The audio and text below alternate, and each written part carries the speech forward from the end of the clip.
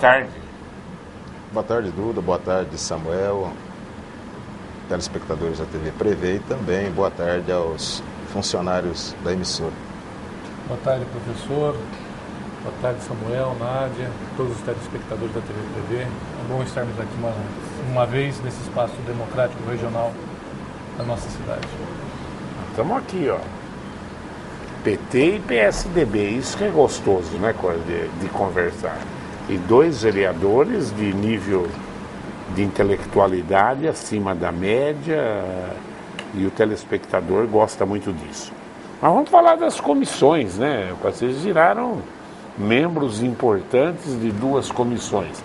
O Roque foi eleito para quais comissões, Roque?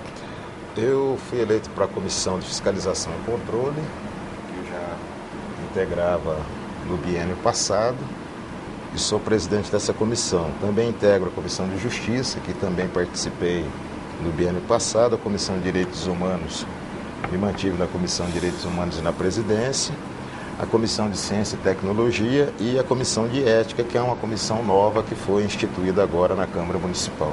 São 5 comissões, todas elas têm seu nível de importância, né? Cabe ao vereador que integra a comissão participar ativamente das comissões, dar sua contribuição, né? Óbvio que nenhum ser humano tem conhecimento absoluto sobre tudo, né? Mas hoje nós temos as ferramentas necessárias para se posicionar sobre qualquer projeto de lei, buscando as informações necessárias. Isso eu vou cumprir minha atividade na comissão, como acho que a maioria dos vereadores, né? Fazendo com empenho, com dedicação e sempre mantendo a nossa autonomia e independência em relação ao executivo. Arildo. Nós fomos eleitos para a Comissão de Economia. O PSDB conseguiu as vagas que pretendia, principalmente nas comissões que nós achamos mais relevantes, né? Que é de Justiça, onde ficou o Fernando. Biênio passado eu fiquei na de Justiça, juntamente com o vereador Roque. E nesse biênio eu fui para a Economia, trocando com o Fernando, né? Então, hoje faço parte da Comissão de Economia, continuo fazendo parte da Comissão de Fiscalização, uma comissão que a gente enxerga uma comissão muito importante, onde nós temos a oportunidade de termos instrumentos para buscar maiores informações sobre o ato de fiscalização do Executivo do Legislativo junto ao Executivo. Também a Comissão de Obras, que eu já fazia parte, Comissão de Educação, que eu tenho um carinho muito grande por essa comissão, e obrigatoriamente a interpartidária. Então são 5 comissões que o vereador, e cada vereador no máximo pode participar de 5 comissões, e são essas ao qual eu faço parte nesse segundo biênio do mandato. Muito bom. E como é que os dois viram a estreia do Faria Neto como presidente da Câmara? Dá para fazer alguma previsão já aí de como vai ser o mandato do grande Faria Neto? O Faria ele tem uma larga experiência no trato com o Legislativo, com o trato com o Executivo, e é sempre importante que o presidente da Câmara Municipal ele tenha uma capacidade de construir consensos onde for possível. Aonde não for possível construir os consensos, né, os vereadores têm que ter autonomia para decidir, né? Mas a sessão de ontem, na primeira sessão aí mais complicada, né, Arildo?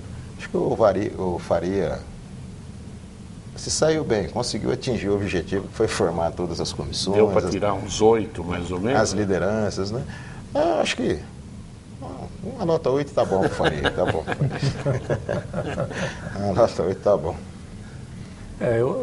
A gente verifica que, pelo momento, até mesmo como foi o processo de sucessão da presidência do vereador Sandro Bussola, onde nós temos o prazer hoje de termos o Faria à frente do comando administrativo da Câmara Municipal,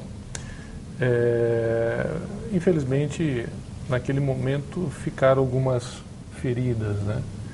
E para que a gente possa fazer com que a Câmara ela tenha essa convergência, voltando os seus olhos para a opinião pública, não deixando com que questões menores de ordem pessoal infle o debate, o comportamento, do Legislativo, nós precisamos ter um presidente que realmente, como o senhor disse, que consiga dialogar, consiga conversar, tenha uma certa diplomacia, e isso demanda experiência política. E o Faria tem, já foi vereador por vários mandatos, foi prefeito, então ele tem essa experiência, a própria idade que traz essa mansidão, essa parcimônia, né, de conseguir conter os ânimos um pouco mais inflados, que às vezes acontece dentro do parlamento, isso é natural. Mas a gente espera que ele tenha toda boa sorte e nós estamos lá também para contribuir e ajudar para que o legislativo local possa dar a resposta que a sociedade espera.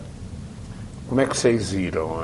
Depois das eleições, a cidade, e nos bastidores se falou muito num relacionamento desgastado entre o Purininho e o prefeito Rodrigo. E agora o Purininho assume a Secretaria do Desenvolvimento Econômico, que, aliás, eu acho que ele é um menino muito preparado para isso. Ele é um político progressista. E vocês acham que está sanada as divergências? Como é que vocês veem assim? Vocês que, os dois que não são do partido deles, falar mal dos outros é mais fácil do que falar dos nossos amigos. Então... Olha, Duda, é difícil opinar porque a gente não participa. Mas tinha esse boato de que eles tinham uma divergência entre eles. Havia, às vezes, havia em determinadas circunstâncias, né, estremecimentos e tal, né?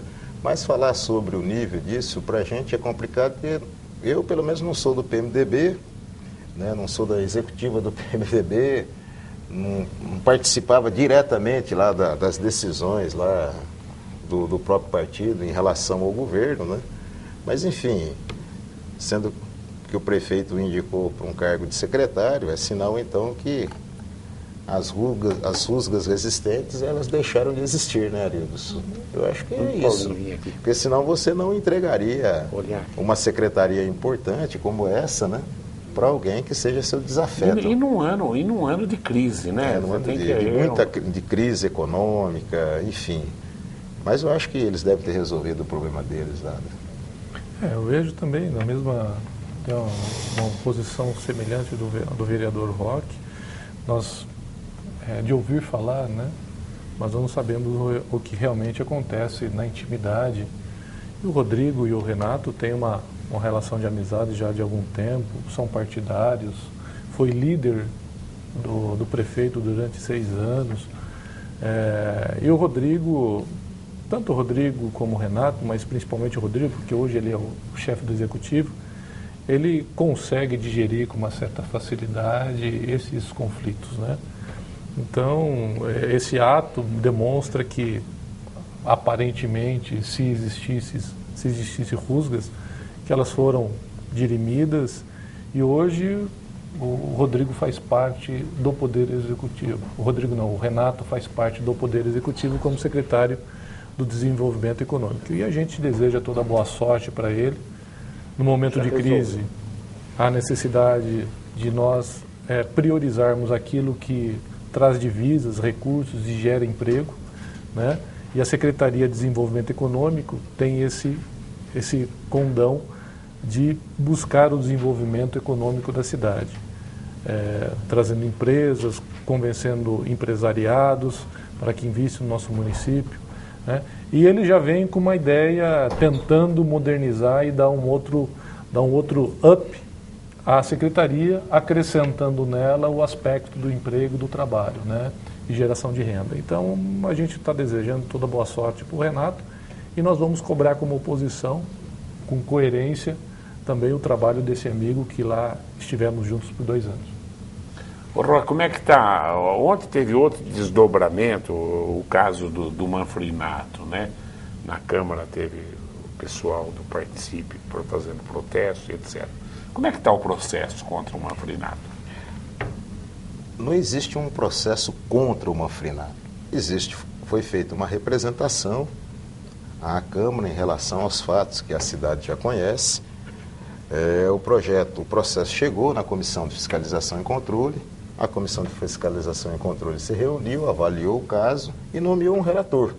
O relator era o vereador Renato Purini. Como nós entramos no recesso, o processo parou a tramitação, não tem como ele tramitar. Hoje, na Comissão de Fiscalização e Controle, nós nomeamos um novo relator para o processo, que é o vereador Roberval Sakai. O vereador Roberval Sakai vai tomar pé do processo, vai ler e solicitar as informações necessárias e emitir um relatório. Esse relatório, ele pode ser acatado por todos os vereadores da comissão ou não. O conteúdo do relatório vai ser discutido na comissão. Pode ser acatado ou não, e qualquer vereador pode produzir um relatório à parte, né, e discutir esse tema na Câmara. Por enquanto, está caminhando o processo normalmente em relação a isso, né? Então, emitir uma opinião sobre o conteúdo dos fatos, sem que a gente tenha todos os elementos necessários à mão e sem o relatório, é imprudente, né? E a gente não pode partir de presunção para emitir julgamento. Você emite julgamento sobre fatos.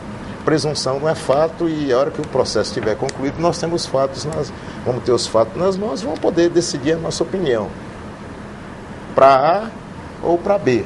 Então depende do que vai ter nesse relatório. Então eu espero que o vereador Sakai possa produzir esse relatório com bastante tranquilidade, com o tempo necessário, juntar todas as documentações necessárias para que a Câmara possa se posicionar, né, com base em fatos concretos e fatos sólidos. Nós lá na comissão, pelo menos esse período que nós ficamos na Comissão de Fiscalização e Controle, tivemos a honra de voltar, o vereador Arildo esteve conosco lá, independente de sigla partidária, nós procuramos agir sempre com muito rigor, né, não fazendo das comissões instrumento de luta política.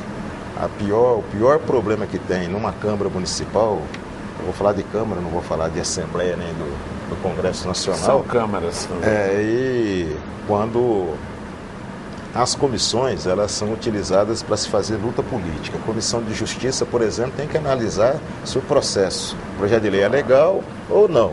Se algum vereador da Comissão de Justiça tem acordo com o mérito do projeto ou não, na hora de discutir o mérito, ele discute na tribuna, em qualquer lugar. Mesma coisa a Comissão de Fiscalização e Controle. Nós temos que ter muito rigor na Comissão de Fiscalização e Controle para que essa comissão também não seja utilizada como instrumento de luta política. Enquanto eu estiver nessa comissão, isso não vai ocorrer. Mas se a comissão tiver que analisar um fato, inclusive de qualquer vereador da casa, né, que cometer, sobre o ponto de vista da sua atitude, um fato que fira a ética e que fira o interesse público, nós vamos nos posicionar fazendo essa cobrança de maneira muito tranquila.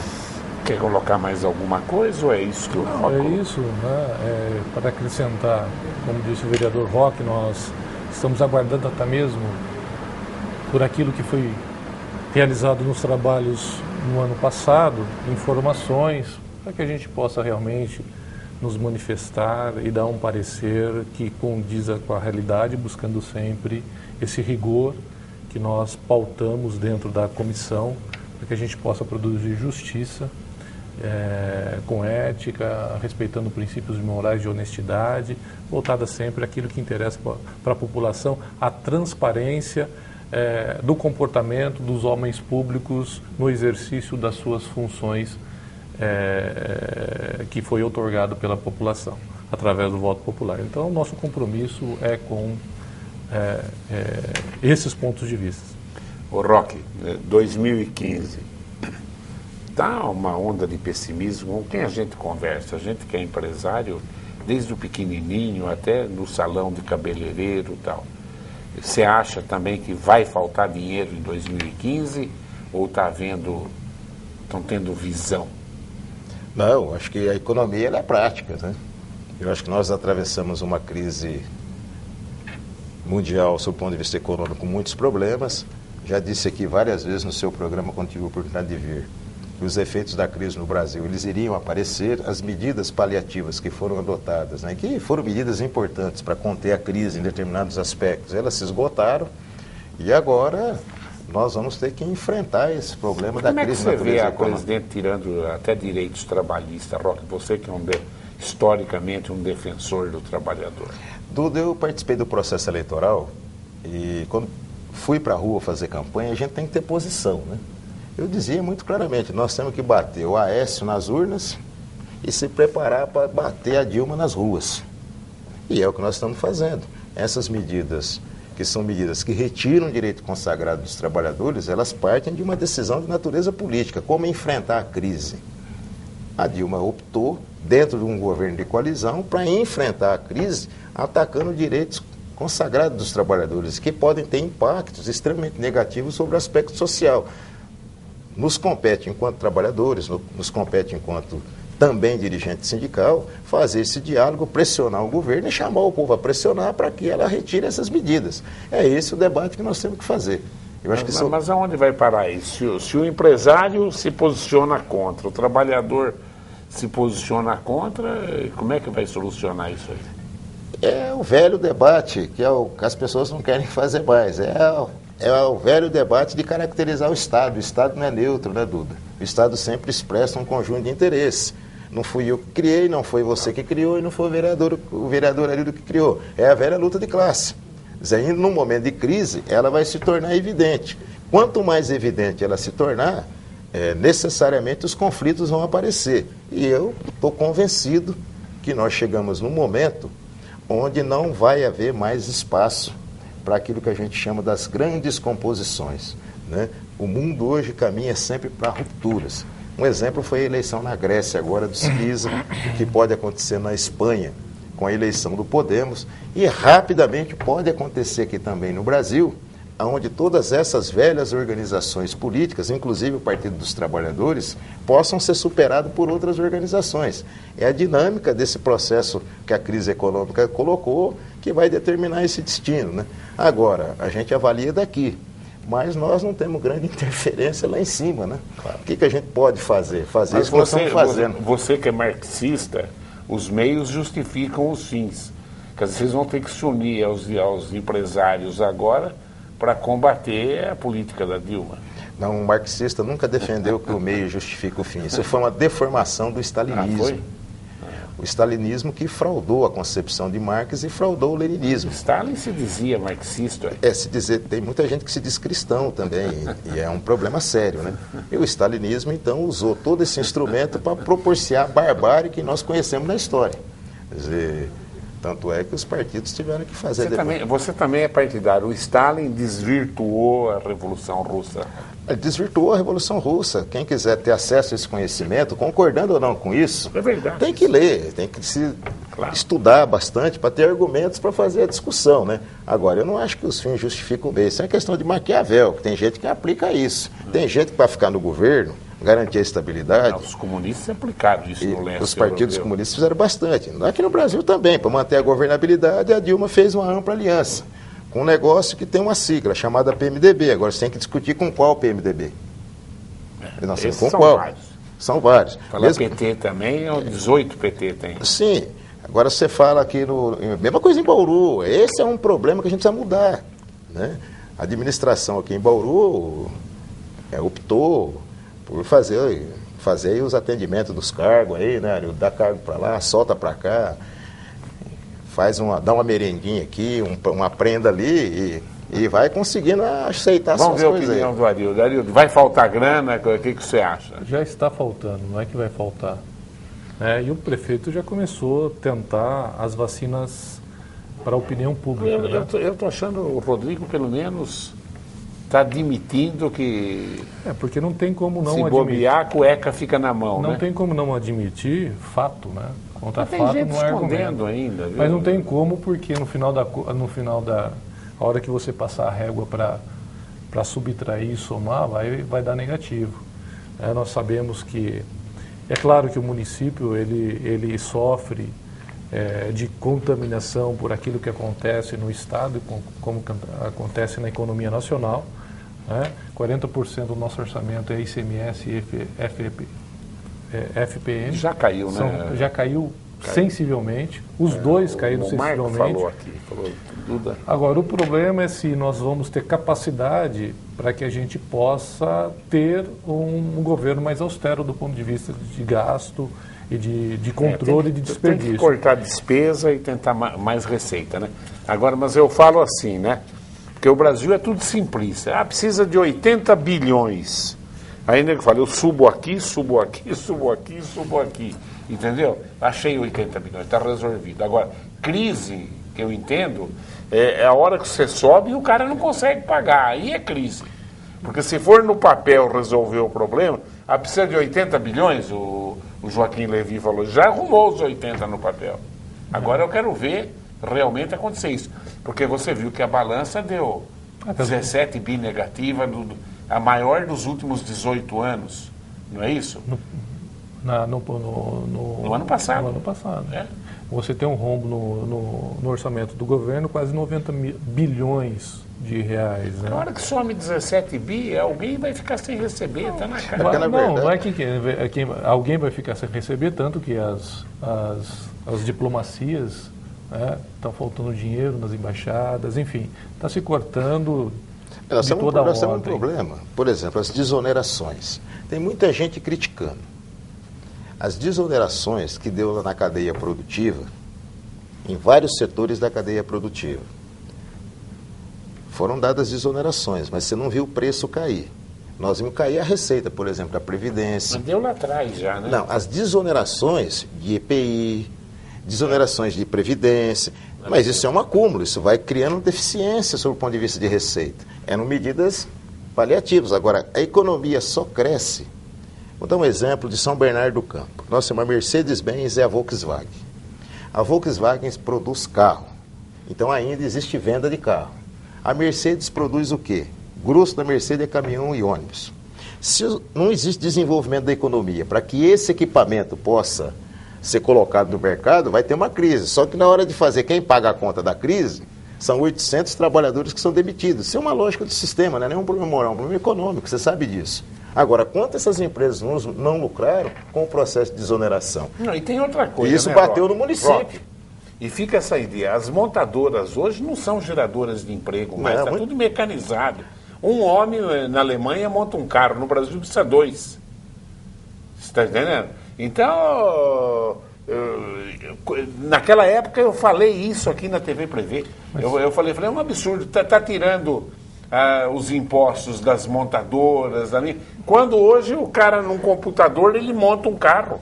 E havia um acordo, entendeu? Havia um acordo com as montadoras do setor automotivo, o acordo que já regulamentava o reajuste de salário até o final de 2016. É verdade. Inclusive o nível de produção. Tem razão. As montadoras romperam o acordo, agora os trabalhadores fizeram certo, foram correr atrás de seus direitos, conseguiram reverter na Volks. Na Mercedes ainda não. E a tendência... Eu nunca esqueço, dá licença, só um segundinho, Roque. Na época do João Hermas trouxe, eu não lembro o nome do cara, precisava achar essa fita. Um cara que era diretor da Petrobras, né? E ele dizia que era o sindicato colocava que era o maior absurdo. A Petrobras querendo dar um aumento menor do que a inflação no salário dos trabalhadores. E você vê o lucro que dá a Petrobras. E o cara falou aqui na TV Prevê. Ele falou, olha, a folha de pagamento, você vê como dá dinheiro de petróleo. A folha de pagamento da Petrobras é 3% da receita da Petrobras. Olha, Roque, que loucura. Ele falou, e os caras que estão preocupados em passar a inflação mais alguma coisinha, é uma absurda ganância, né? E agora você vê esse roubo desenfreado na Petrobras, você fala que absurdo, né? E esse roubo vem há muito tempo. Quer dizer, o PT é a bola da vez, mas nós sabemos que aqui a coisa vem desde a época do Adhemar de Barros e a Caixinha e etc. Lamentavelmente é um país de corruptos, né? E apenas, eu achei que esse pessoal da Petrobras perdeu a dimensão do que é ser corrupto. Vai ser corrupto no inferno. Os caras roubaram o caixa inteiro, né? Não roubaram os 15%, 20% que os outros roubavam. Agora, mas eu nunca esqueço disso. Vê o dinheiro que dá. A folha de... E o nego da Petrobras ganha bem, né, Roque? São trabalhadores, a maioria trabalhadores altamente qualificados, especializados. Né, e a folha de pagamento não chega a 4% da receita da Petrobras. Uma escola é 50%. E você que está acostumado, ferrovia, todas essas coisas, ninguém acha que é menos do que 30, 40, né? A média é isso, 30, 30, 40, né? Entendeu? A Petrobras, o cara falou aqui, ela de 3 a 4%. Ué, vai ter dinheiro para roubar no inferno, né, Roque? Na verdade, nós estamos atravessando um período e a gente tem que ter muita tranquilidade para fazer esse debate, né? Esse problema que acontece na Petrobras, as empreiteiras que atuavam na Petrobras, elas atuam nos governos de todos os estados. e muitas delas estão nas maiorias dos municípios do Brasil. Guardadas as devidas proporção, por exemplo, nós tivemos o problema do caso Lacom aqui em Bauru. Nós tivemos o problema do caso Lacom. Caberia uma investigação mais precisa? Não caberia? Fizemos a nossa parte, um grupo entendeu que não deveria investigar, não se investigou. Então nós temos vários problemas, né? Agora, você tem que ter mecanismos mais eficazes de controle. O nosso grande problema, Duda, em relação a outros países, é que os mecanismos de controle são menos eficazes. Por exemplo, o que nós vimos na Câmara agora, com o baixo clero impondo a presidência da Câmara. O baixo clero negocia com o quê? Nós já tivemos uma experiência dessa com o Severino Cavalcante, né? Apesar de ser que esse do baixo clero aí é um pouco mais qualificado para fazer suas grandes negociatas. Agora, compete a nós estar fazendo o nosso papel enquanto cidadão, fiscalizar, denunciar e não ser condescendente, né, com nenhum nível de corrupção. Eu sou da seguinte opinião: provou que foi corrupto, se aplique as penalidades que tem que se aplicar e pague a sua pena. Seja ele quem for, pode ser de qualquer sigla que esteja aí no governo, em poder, em qualquer nível. O Arildo responde essa aqui, do Eduardo Toledo. Boa tarde, professor Duda. Fui seu aluno no Prevê. E boa tarde aos vereadores. A Prefeitura está fazendo o recapeamento dos asfaltos da cidade. Só que tem um problema maior, que seria os encanamentos velhos. Não seria necessário fazer um estudo melhor nos encanamentos antes de recapear tudo de novo? Isso é o óbvio, professor, né? Isso está nos princípios da boa gestão e do bom planejamento, né? Mas, infelizmente, hoje o DAI, ele consegue... Está entrando aqui. Consegue, malemar, fazer ações corretivas, né? E, de forma alguma, hoje o DAI tem condição de fazer planejamento e gestão, não somente do ponto do corretivo, mas também planejamento prévio, médio e longo prazo, para que a gente pudesse minimizar os impactos que ele acaba produzindo na sua rede hidráulica. Então, o correto seria isso, tanto que nós economizaríamos recursos, né? Porque hoje passa a capa asfáltica e amanhã o DAI faz aquele rasgo enorme, destruindo todo o trabalho, trazendo problemas na estrutura do asfalto que vai produzir naquele rasgo futuros buracos, né? Então, infelizmente, nós não temos um planejamento e nós não temos comunicação entre secretarias para que possa fazer trabalhos conjuntos, né? Esse debate nós estamos fazendo constantemente na Câmara, a falta de planejamento e de gestão do governo do prefeito Rodrigo, que, na verdade, nós somente fazemos a manutenção ainda de forma precária das necessidades de infraestrutura que a cidade precisa. Está dando problema aqui. Outra Essa vez, questão do DAI, se você me permitir, só um pequeno... Para contribuir também, o DAI fez a aquisição de 2 caminhões, para operar com essa questão de tapa-buraco e fechar os buracos que são abertos de maneira mais rápida, porque você abre o buraco, tem que socar, tem que esperar secar, sedimentar e tal. Então foram feitas a aquisição de 2 caminhões. Os 2 caminhões não estão operando aqui em Bauru. Esses 2 caminhões, eles estão lá na Secretaria de Obras, no DAO, nós fomos verificar isso. Por quê? Foi isso exatamente o que o vereador Arildo disse. Porque o asfalto que a nossa usina de tratamento produz não é compatível com o equipamento técnico exige. Então foi feito um investimento de quase R$1 milhão em cada caminhão. Os dois, R$1 milhão quase os 2 caminhões. E esses caminhões não estão podendo ir para a rua para compactar o solo, fazer o asfalto e liberar. Por isso que está ficando muito buraco, né? Então isso mostra que antes de comprar esses caminhões, deveria saber que tipo de massa asfáltica eu vou usar, o que eu produzo na usina é compatível. Professor, se é num país sério, caça todo mundo. É que nós vivemos numa província de banana. Então, você investe R$1 milhão de dinheiro público num equipamento que tem uma determinada tecnologia e agora nós não temos capacidade de fornecer a esse equipamento matéria-prima. Então, tinha que caçar presidente, diretor, funcionário que fez a aquisição desses equipamentos. É R$1 milhão jogado fora numa autarquia que não consegue oferecer água para a população.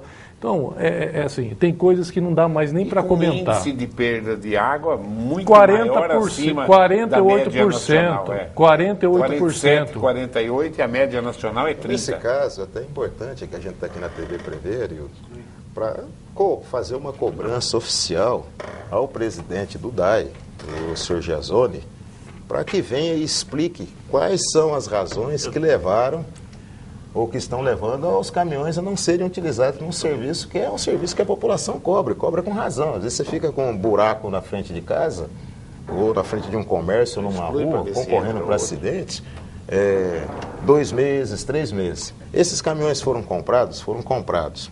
Quando que eles vão ser utilizados? A massa asfáltica produzida pela usina, ela é compatível? O secretário de obras foi consultado, ele deu informações corretas? Se não foi, por que não foi? Esse é o papel nosso enquanto vereador. Nós vamos solicitar essas informações oficialmente, mas já seria interessante que o próprio presidente do DAI viesse esclarecer publicamente que numa cidade miserável economicamente como a nossa, sob o ponto de vista de recurso público, quase R$1 milhão é um investimento de peso, então isso precisa ser feito com muito cuidado. O boato com o Rodrigo ia mexer no secretariado, mas no fim ele mexeu no quê? Só botando o Purini ou tem mais mesmo? Não, ele colocou o Purini, né, na Secretaria de Desenvolvimento Econômico, puxou o Arnaldo para o chefe de gabinete, colocou o Célio Busseroni na Secretaria de Administração, um homem sério, competente, advogado, funcionário de carreira da Prefeitura Municipal de Bauru, né, que nós demos as congratulações para essa indicação que o prefeito Rodrigo fez junto à Secretaria de Administração, porque é uma secretaria importante e ela estava capenga do ponto de vista do comando administrativo dela, né? E agora fala-se no DAI, fala-se na Secretaria de Meio Ambiente, fala-se na Secretaria de Planejamento, né? E num segundo momento fala-se também no comando da Indurb. O que a gente espera é que outros Célios Busserones apareçam para que a gente possa ter essa visão de seriedade da administração pública. Roque, tem uma pergunta para você aqui. Gostaria de saber se o senhor está se empenhando em buscas de verba para a reforma da estação ferroviária, já que o sindicato que o senhor faz parte foi beneficiário com a compra pela prefeitura, que não tem dinheiro para reformar o prédio. Quem faz a pergunta, Duda? Vamos ver quem faz a pergunta. Pergunta ou entrevistado? Isso é fácil responder. Júnior da Vila Universitária. Isso é fácil responder, Júnior. O sindicato não foi beneficiário. Vendeu, né? O prédio da estação, na época, era a Rede Ferroviária Federal, os ferroviários são seletistas, e, como qualquer sindicato, o sindicato ganhou uma ação na justiça para 4.700 ferroviários. A empresa foi citada a pagar, não pagou e deu um bem à penhora. Esse bem à penhora foi a estação ferroviária e uma parte da área da estação ferroviária, onde inclusive vão ser edificados aqueles apartamentos, né, os 3 blocos de apartamentos lá. A prefeitura adquiriu em 6 parcelas esse prédio da estação ferroviária. A Câmara, na época, devolveu 3,5 milhões para que fossem investidos na reforma do prédio da estação. E lá fosse instalada a Secretaria de Saúde, a Secretaria de Educação, e em toda aquela parte de baixo fosse feita uma área de serviço. Recursos existem, agora quem precisa fazer projetos para buscar o recurso é o Executivo, porque sem projeto não existe recurso. E também, é importante a gente dizer isso, Duda, porque o grosso desses ferroviários, eles são da cidade de Bauru. Esses ferroviários receberam os seus recursos aqui, compraram aqui, fizeram compras aqui, né, e de certa forma devolveram parte do dinheiro em impostos, né? Mas acho que o povo não é contra isso. O povo realmente fica, você colocou bem, fica estarrecido de ver, investiu toda essa grana, E até agora nada. E não vai sair, professor. E não vai sair. Porque precisa 10, 12 milhões de reais, estamos em crise. Então, nós viramos Espanha. Mas nós já arrumamos recursos, né? Toda a estação da Paulista, aquele complexo da Paulista, está sendo arrumado com recursos que vieram do governo federal, que nós trabalhamos para intermediar. Mas, vereador, é claro que o vereador ele tem contato com deputados e busca, através desse vínculo político ou de amizade, e recursos. Mas isso não é de responsabilidade exclusiva da Câmara Municipal. Do Executivo. O Executivo, ele tem um papel de estabelecer o planejamento da cidade, como vai ser gasto o dinheiro. Se não tinha um projeto claro, específico para a estação... Que não comprasse. Que não comprasse, porque tinha terceiro interessado nela. Então... E o Purininho entrando agora, o Purininho tinha um projeto de uma empresa grande, de uma multinacional, e ia fazê-la. Quem que era? Qual era o nome da... Aquele projeto acabou, Duda. Acabou? Houve vários problemas aqui, acabou. Inclusive é bom a gente registrar que para poder fazer esse acordo com o município, isso foi acompanhado pelo Ministério Público Federal, pelo Ministério Público Estadual, pelo Ministério do Trabalho, e os ferroviários ainda aprovaram fazer um deságio de 40% do valor da dívida, porque você operou com aquelas... Qual foi o montante da compra? Foi 6 milhões, pago em 6 vezes, esse é o valor, né? Já pagou. A prefeitura já pagou e o sindicato já quitou todos os débitos junto com todos os ferroviários, né? Agora, nós podemos ajudar a buscar recursos, mas é necessário fazer um projeto, né? Acabado, projeto deixa definitivo. Eu dar uma informação para vocês que vai ser interessante. O Pedro Valentim diz que a Graça Foster acabou de deixar a presidência da Petrobras. Isso já era anunciado, né? Ela se tornou insustentável, ela continuar na presidência da Petrobras. Só a Dilma que não achava isso. Eu espero que o novo presidente da Petrobras, quem indique, possa fazer com seriedade o trabalho que tem que fazer para proteger o patrimônio nosso, que é a Petrobras. Professor, eu só quero fazer um resgate da penúltima pergunta sobre a estação ferroviária, porque muito se confunde que a prefeitura, confunde-se o ato da prefeitura de comprar um próprio na relação com os ferroviários. Uma coisa não tem nada a ver com a outra. Os ferroviários trabalharam, tinham seus direitos trabalhistas garantidos pela justiça, e a obrigação desse crédito, o pagamento desse crédito, era da ALL. Então, nós não podemos colocar os ferroviários nesse debate onde a prefeitura resolveu fazer a compra. Uma coisa, outra coisa, outra Sim. coisa. Senão começa... A minha preocupação é colocar pessoas... trabalhadores que não têm nada a ver com o debate, com a decisão do Executivo, para justificar a sua falta de planejamento, jogando nas costas a responsabilidade daqueles que contribuíram para o crescimento do nosso cidade. E agora, advindo crise, o Executivo tem que reconhecer que foi uma compra infeliz. Muito infeliz. Passou 6 anos e não fez nada com aquilo. E essa compra, ela não se tornou infeliz após ela. Houve grandes debates que se apontava que era infeliz do ponto de vista estratégico de gestão da prefeitura. Né? Então, quer dizer, então não pode chorar o leite derramado. Tinha projetos aí, né?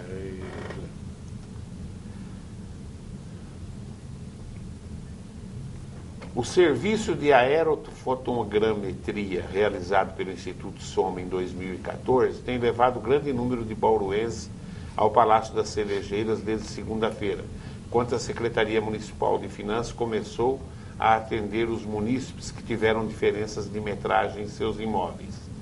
Além das fotos aéreas de todos os imóveis da área urbana de Bauru, também foram feitas imagens da fachada. A grande questão é saber quanto a Prefeitura gastou com todo esse esquema de filmagem, usando aviões ou helicópteros para filmar. Não podemos deixar nosso dinheiro ir para o ralo. Salvo engano, professor, 1.200.000 foi o contrato com essa empresa que fez todo esse trabalho de fotometria. Né? E a perspectiva era arrecadar, com esse levantamento, aproximadamente entre 15 a 20 milhões de reais. Então, era a estimativa que a empresa deu à prefeitura para que ela pudesse exercer esse trabalho. Então aí nós temos aí o apontamento de 40 mil imóveis irregulares, que eu acho que não é isso, né? Eu acho que estava sobrevalorizado esse O país não cresceu tanto assim para todo mundo fazendo reforma nas casas. E assim, tanto que tem chegado para a gente, um amigo disse, olha, eu tenho um terreno, apontaram que eu tenho 350 metros de área construída no meu terreno e o meu terreno tem mato. Eu já ouvi falar isso. Então, quer dizer, existem muitos erros é falível realmente, tem falhas, o processo é natural também, esse percentual de falhas. Anos atrás eu fui executado, a prefeitura desapropriou um terreno meu, pagou, e uns anos depois, quer dizer, era da prefeitura, a prefeitura me executou, viu? Porque pagar os impostos. O terreno era da prefeitura, sem brincadeira. Então, e a prefeitura realmente fez esse trabalho, já vislumbrando os anos difíceis. Não é na época 2015. do Rodrigo, não, é anterior. Sim. Isso aí, vai pensar até que... E vai ajudar aí a minimizar o impacto negativo da contabilidade municipal. O Pedro Valentim faz uma sugestão para vocês. Ele acha que as sessões deveriam voltar às 17 horas como era antes. As sessões, o horário da sessão não mudou, viu, Pedro? O horário da sessão continua sendo 17 horas. Elas foram antecipadas para 14 em virtude do apagão e do problema de energia que nós tivemos durante um período, né? Só que tentamos mudar de novo isso na questão do regimento, mas por maioria se entendeu que tinha que começar às 14 horas. Na minha opinião, poderia começar às 17 horas, não teria problema nenhum. Também, a minha opinião, não teria problema algum. Melhor, né? Porque se pega às 17 horas, já está fim de tarde, dali a pouco a maioria da população vai... Quem tiver interesse em participar da sessão poderia fazê-lo com mais facilidade, claro. Né? Então, eu não teria problema nenhum. 2 horas começa. Já fizemos essa solicitação, mas enfim, a maioria optou por manter 14 horas. Eu acho que a sugestão é boa. E os dois, pelo jeito, concordam. Está cheio de perguntas aqui, mas infelizmente já temos 50 minutos de programa já. Arildo, mais alguma coisa?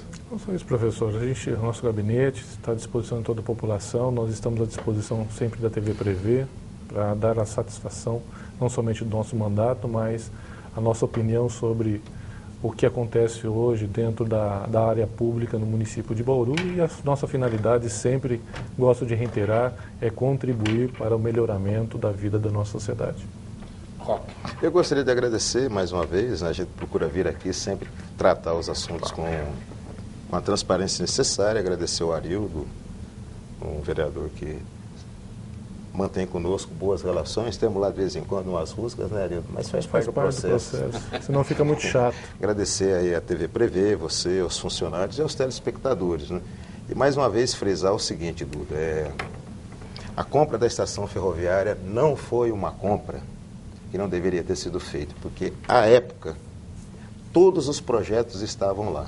Se no curso desse debate, quando inclusive era para instalar a Câmara Municipal dentro da Câmara, foi feito um projeto excluindo a Câmara, aí já é uma outra discussão. As pessoas me cobram, mas tem cidade aí que não cobrou nada. Tem cidade que o patrimônio é da União. O prefeito foi lá, fez acordo com a União, levou o projeto em vários ministérios e fez a reforma. Aqui não era mais da União, aqui tinha uma pendência judicial. Nós não pedimos a estação.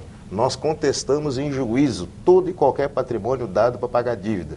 Só que o juiz entendeu que tinha que ser aquilo lá, e estava lá. Inclusive, a cidade teve a oportunidade de pegar esse prédio reformado, no governo do Nilson Costa. Houve um problema que o Nilson não quis, e o prédio está aí. Agora, eu acho que a recuperação da estação, ela é um investimento que pode ser feito no processo de recuperação da área central da cidade. Agora, o executivo, se tiver um projeto definido de reforma para a estação, de recuperação, para instalá-la, produza, faça o projeto final e apresente, ou no Ministério da Cidade, ou no Ministério dos Transportes, e busque o recurso. Claro. Outros lugares estão buscando agora. O que não dá é para um vereador, como o Roque Ferreira, como o Arildo, botar um papel debaixo do braço, ir para Brasília, mendigar dinheiro em ministério. Você não passa nem da porta da segunda secretária. É isso que a população tem que entender. Ou as prefeituras se tornam competentes do ponto de vista de planejamento, ou não vai ter mais recurso, nem do governo do Estado, nem do governo federal. Principalmente na crise.